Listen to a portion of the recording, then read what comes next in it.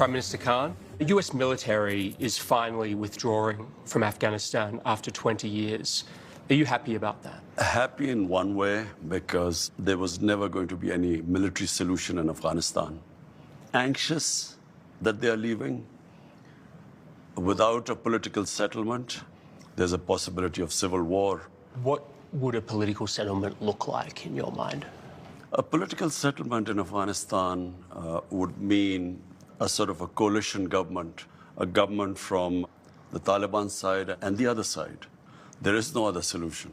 Do you think the Americans made a mistake by saying we're getting out by September the 11th? Difficult, you know, they have got themselves in such a big mess. They had to give some sort of time frame. But at the moment they gave a time frame, Taliban would have considered that a victory. How do you feel about the prospect of the Taliban effectively controlling Afghanistan? Are you happy to welcome them into the community of nations? As far as Pakistan is concerned, whoever represents the people of Afghanistan, we will deal with them.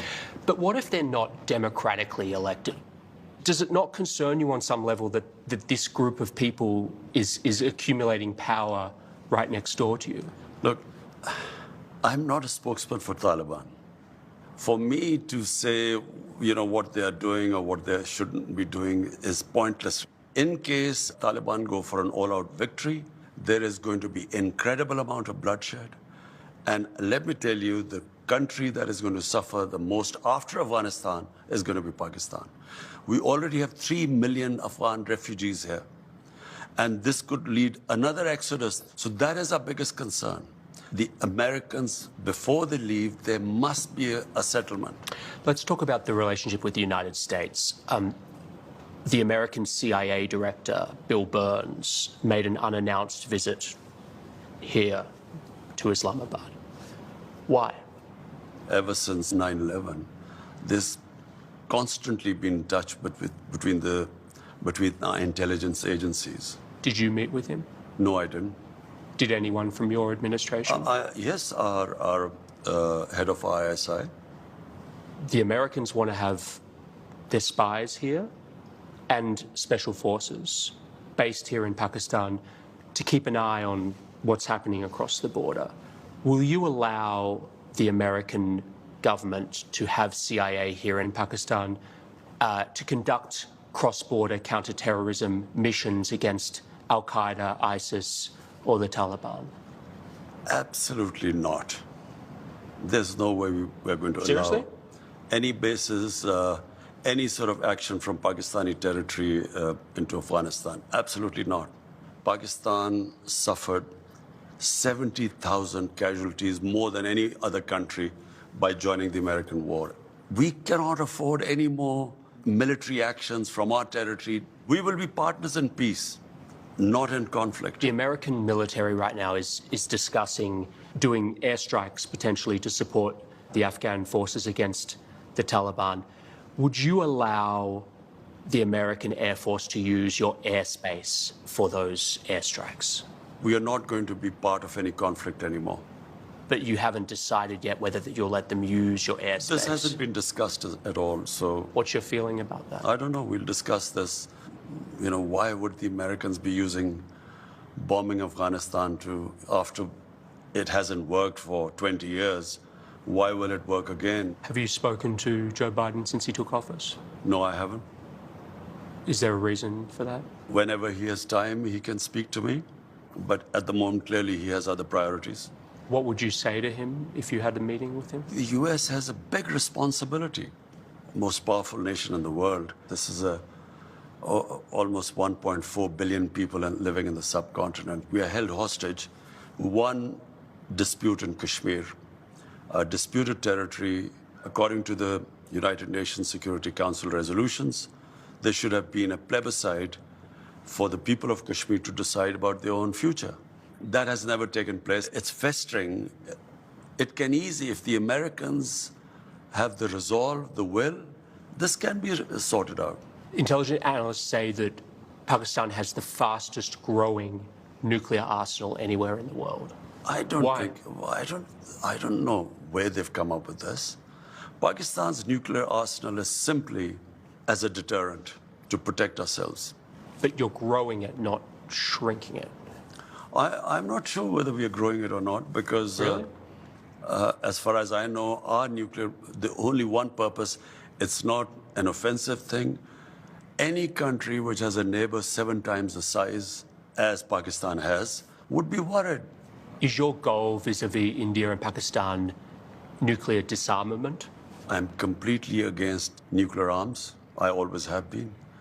We've had 3 wars against India. And ever since we've had nuclear deterrent, we have had no war between the 2 countries. We have border skirmishes, but we've never faced war. The moment there's a settlement on Kashmir, I believe the 2 neighbors will live as civilized people. We will not need to have these nuclear deterrents. Last year, you wrote an open letter to leaders of Muslim states asking them to unite against Islamophobia, particularly in the West. Why did you feel the need to write that public letter?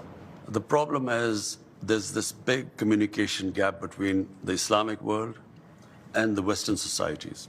It happened after 9/11, when the word Islamic terrorism came into currency.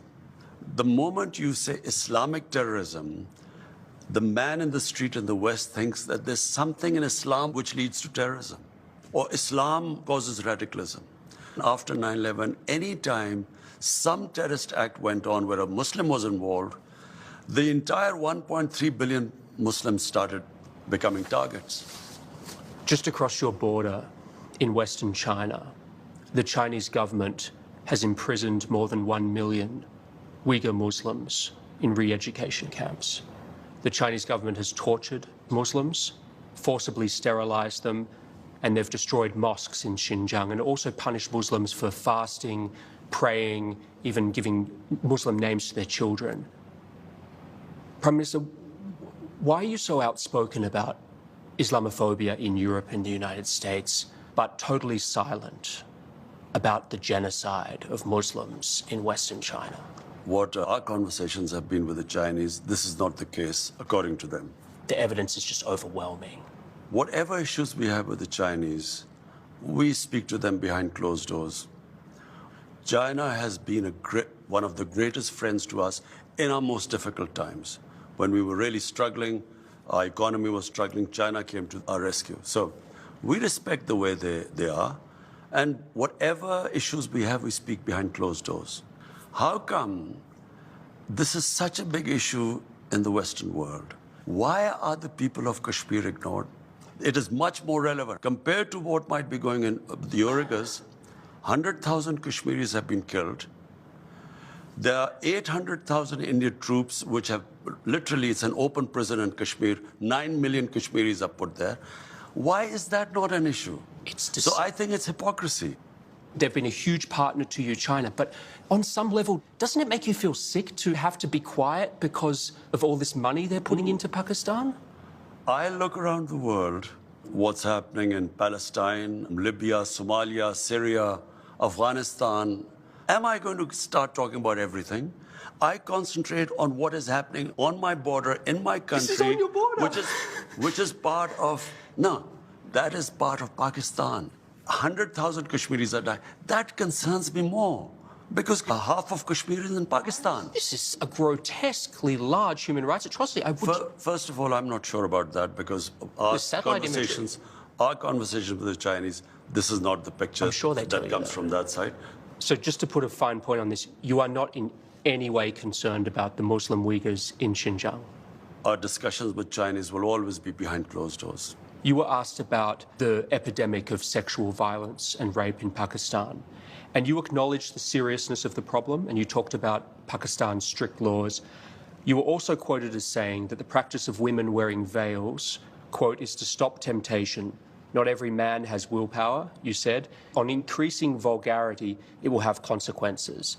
And you were accused of rape victim blaming. How do you respond to that? It is such nonsense.